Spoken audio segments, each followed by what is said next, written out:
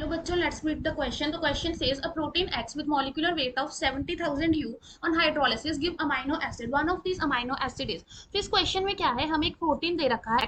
सो उसकी हमने क्या कर रखी है, हाइड्रोलिसिस कर रखी है और उस प्रोटीन का हमें मॉलिक्यूलर वेट गिवन है. हमें बताना है कि हाइड्रोलिसिस करने पे हमें कौन से अमाइनो एसिड मिलते हैं. सो इस क्वेश्चन को करने के लिए हम की कंसेप्ट देख लेते हैं.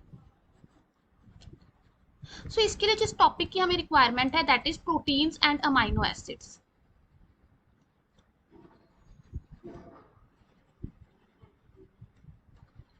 तो हमें ये पता होना चाहिए कि जो हमारे प्रोटीन्स हैं वो किसके बने होते हैं. They are formed of alpha amino acids. Alpha amino acid का मतलब क्या है कि जब हमारे पास एक कार्बन के ऊपर NH2 COH, here is R group and there is H.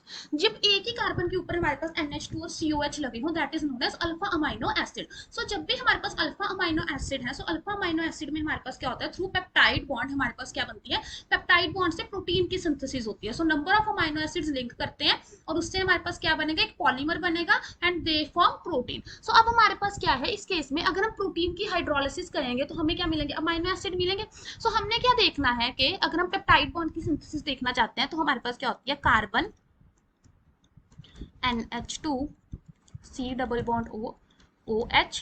यहाँ पे हमारे पास हम मान लेते हैं R1 है, ये एक अमाइनो एसिड है. अब हमारे पास एक दूसरा अमाइनो एसिड है, वो हम इस तरह से ले लेते हैं. Here R2 group is attached and COOH. अब इसमें हमारे पास क्या होता है, हमारे पास वाटर की एलिमिनेशन होगी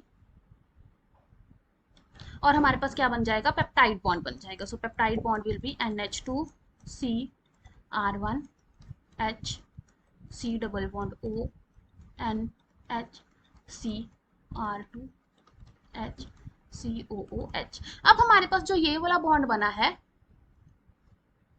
this bond is known as peptide bond. So हमारे पास पेप्टाइड बॉन्ड कब बनेगा, अगर हमारे पास ये क्या है, हम ये रिएक्शन देखते हैं कि प्रोटीन्स कब बनते हैं, अल्फा अमाइनो एसिड. अब जो हमें गिवन स्ट्रक्चर्स है, हमें जस्ट ये देखना है कि गिवन स्ट्रक्चर्स में से हमारे पास कौन सा अल्फा अमाइनो एसिड है. क्योंकि अगर proteins one alpha amino acid से रहे हैं तो जब हम प्रोटीन की हाइड्रोलिसिस करेंगे तब भी हमारे पास क्या आएगा, प्रोडक्ट में अल्फा अमाइनो एसिड ही आएंगे. सो हम देख लेते हैं इनमें से कौन सा अल्फा अमाइनो एसिड है. सो अब हम अपने स्ट्रक्चर्स को देख लेते हैं. हमारा जो पहला स्ट्रक्चर है वो है NH2 CH2 CH CH3 CH2 CH2 COOH.